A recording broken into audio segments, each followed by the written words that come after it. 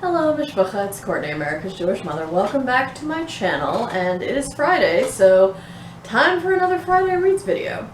I finished 2 books this week, and big thank you to Doris at Aldi Books for hosting the mid-month book bash readathon, because I actually finished my 2 books that I finished this week during the mid-month book bash readathon, so hooray, progress! So the first book I finished was Kwame Anthony Appiah's The Lies That Bind, Rethinking Identity. This is a nonfiction book where Appiah talks about how a lot of factors that we inherently associate with identity and or identity politics today, like race, religion, class, there's one other one, country, so like nationality, are not things that people would have immediately associated with themselves as an integral part of their identity, even as, you know, even as recently as, say, like 150 years ago or something like that. So that was quite interesting. So he divides the book into several chapters, all of which start with the letter C. So there's creed, country, color, class, and maybe one other, culture, I think. And talks about each of those things. Typically, at the beginning of each chapter, he introduces some sort of figure, some sort of historical figure, who then serves as kind of a representative example of what he's talking about in the chapter.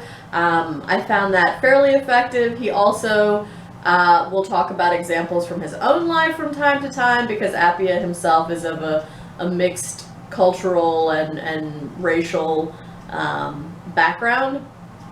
So I also found that quite useful. So I liked this overall. I ended up giving this book 4 stars. I don't know that there's going to be a ton in here that's like revelatory information, but I did find his overall argument about how these factors that we now sort of see as integral to our sense of identity were not always so, and perhaps we should, you know, take a sort of more cosmopolitan approach to our identity, which is something that Appiah argues in many of his books, but I did find it a compelling argument overall. And I found this very accessible and easy to read. It was not overly academic or, you know, bogged down with a lot of heavy details or a ton of research or anything like that, although there are citations for sources and things like that.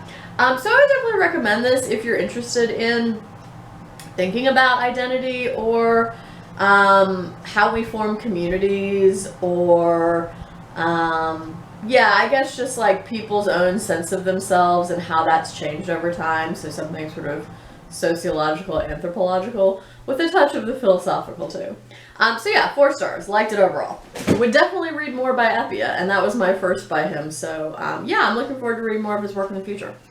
And then the second book I finished this week was Daniel Silva's The Secret Servant. This is the 7th book in the Gabriel Allon series, and I started this I started this the night of the day that the Capitol riots happened, because I just really wanted something that was familiar and that I didn't have to think too hard about, and that was plotty and fast-paced and things like that. And this absolutely accomplished its goal for me with respect to, you know, putting my mind somewhere else where I was not like thinking about, you know, dangers to democracy and things like that. So I think I finished this book in 5 days. So yeah, I'm not going to say too much about the plot of it because it is the 7th book in a series, but basically there's like, it's very messy. So Gabriel becomes involved in this kidnapping that's masterminded by these Egyptian adherents to like Islamic, some sort of extreme Islamic viewpoint. And they've kidnapped the daughter of an American ambassador to London, and you know, of course, there's like a timetable. If we don't get the things X, Y, and Z by this date, we're going to kill her, right? So it's this whole, oh, is he going to find her? Is he going to stop them? Is he going to save her? Blah, blah, blah, right?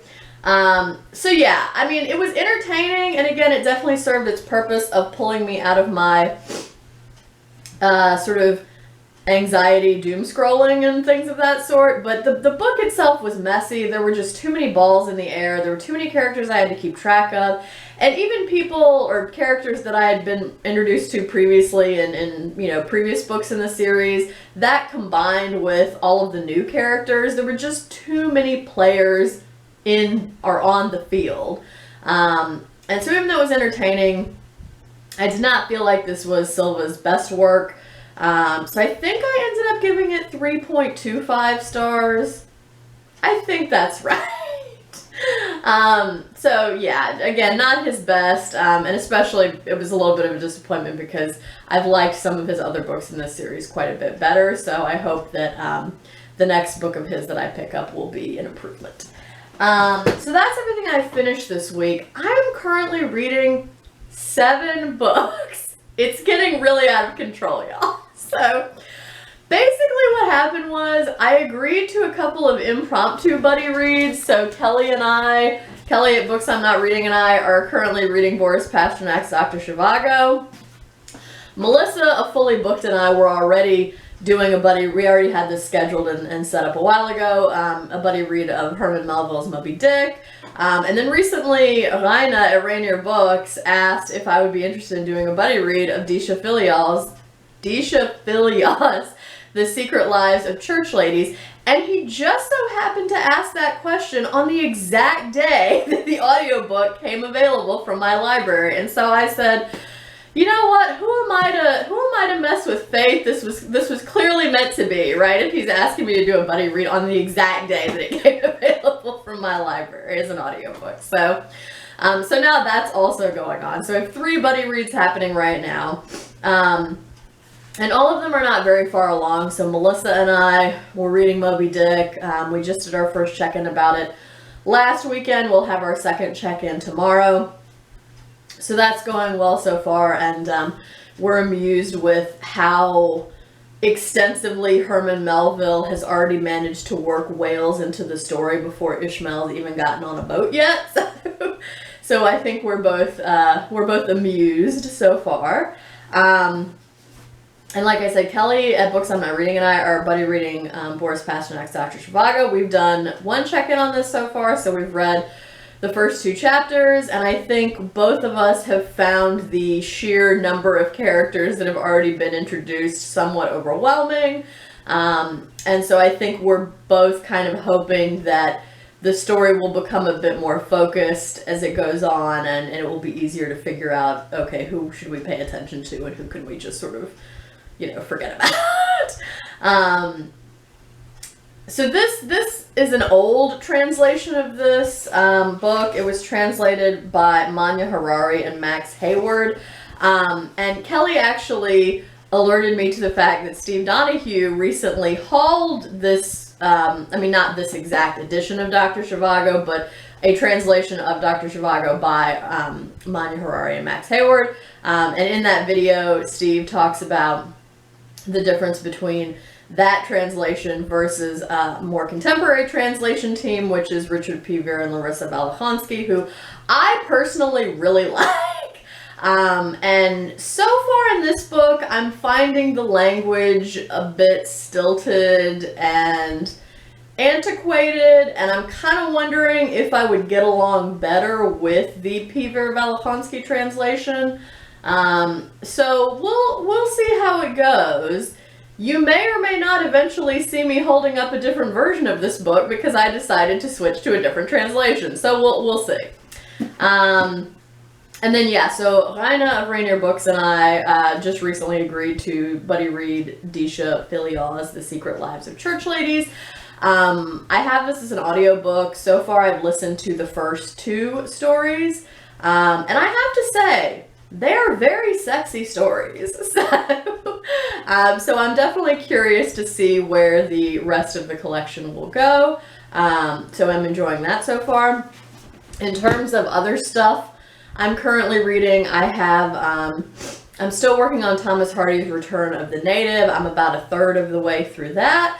I'm also still working on Susie Yang's White Ivy. I'm about a third of the way through that. I also just today started, because it came available from my library as an ebook, and I was like, well, I guess I better go ahead and borrow it.